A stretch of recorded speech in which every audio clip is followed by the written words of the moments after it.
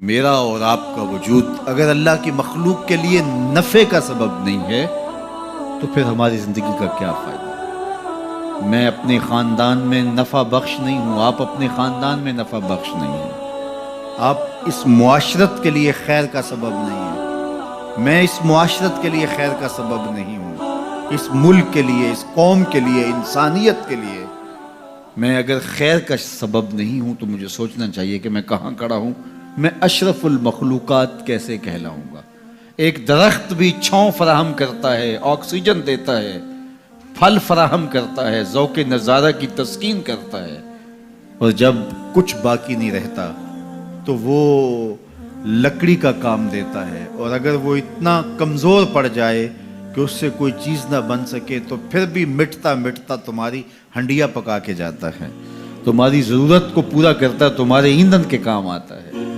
وہ بوڑھی بھینس جو اب دودھ دینے کے اور بچے دینے کے قابل نہیں رہی، اب اس سے تم کوئی نفع نہیں لیتے، لیکن وہ جاتے جاتے رخصت ہوتے ہوتے جو ہے وہ تمہاری غذائی ضرورتوں کو پورا کر کے جاتی ہے، اور اگر تم اس سے غذائی ضرورتیں پورا نہیں کرتے، تم کہتے ہو کہ نہیں یہ اتنا بوڑھا وجود ہے،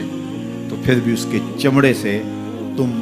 جوتے پہن سکتے ہو، تم اور چیزیں جو ہے وہ اس کے چمڑے سے بنا سکتے ہو، وہ اس دنیا سے رخصت ہوتے ہوئے بھی تمہارے لیے نفع بخش بن کے گئی۔ تو اگر ایک جانور اور ایک درخت اور اللہ کی دیگر مخلوقات اپنی رعنائیوں کے دور میں اپنے شباب کے عالم میں نفع بخش ہیں تو بڑھاپے کے اندر بھی ان سے نفع حاصل ہو سکتا ہے، اور جس شخص کا نفع جوانی میں بھی نہ ہو، بڑھاپے میں بھی نہ ہو، لڑکپن میں بھی نہ ہو، سن کہولت میں بھی نہ ہو، تو پھر وہ انسان کہلائے گا۔ اولئک کالانعام بل ہم اضل،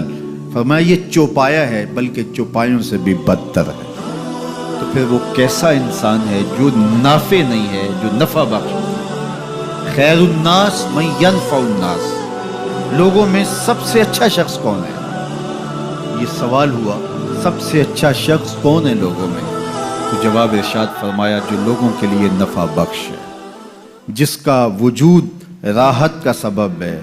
جس کو دیکھ کے دکھ بھول جائیں، جس کو مل کے زندگی اچھی لگنے لگ جائے، جس کی چھاؤں میں بیٹھیں تو آسودگی ہو، زمانے کی کڑی دھوپ سے بچ جائیں،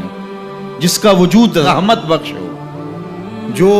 لوگوں کی ہدایت کا سبب ہو، جو لوگوں کے لیے خیر کا ذریعہ ہو۔ اللہ کے محبوب علیہ الصلوۃ والسلام کے ایک فرمان کا مفہوم یہ ہے کہ خیر کی چابی بن جاؤ اور شر کا تالا بن جاؤ۔ یہ زندگی میں اصول اختیار کر لو، خیر کی چابی بنو اور شر کا تالا بنو، تم سے خیر کے دروازے کھلے اور تم سے شر کے دروازے بند ہو۔ کبھی ایسا نہ بننا کہ تم شر کی چابی بنو اور خیر کا تالا بنو۔ تم جہاں رکو، جہاں ٹھہرو، جہاں سے گزرو،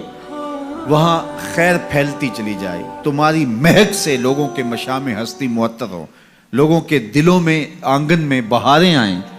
کہ یہ شخص آیا ہے، گزرا ہے۔ تم ایک تازہ ہوا کی جھونکے کی طرح جہاں سے گزرو، اور تمہاری مہک سے لوگ دیر تک سرشار رہے کہ یہاں سے کوئی گزر کے گیا ہے،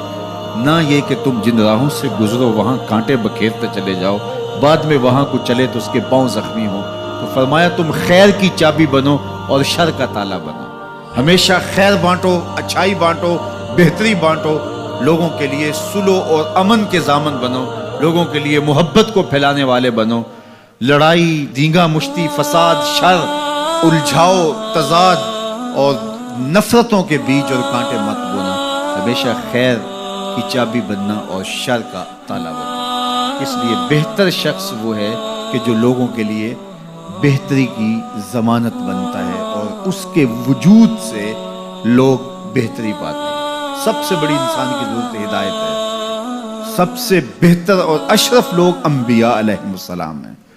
جن کے وجود سے ہدایت پھوٹی اور لوگ اندھیروں سے، ظلمتوں سے نکل کر ایمان کی روشنیوں میں آئے۔ سب سے بہتر لوگوں کو بانٹنے والا، لوگوں کے لیے نفع بخش وہ شخص ہے جس کا وجود ہدایت بانٹتا ہو، جس کا وجود خیر بانٹتا ہو، پھر لوگوں کے دکھ اور لوگوں کی تکلیفیں مٹانے والا شخص۔ تو ہمیشہ لوگوں کے لیے بہتریوں کا سبب بنو۔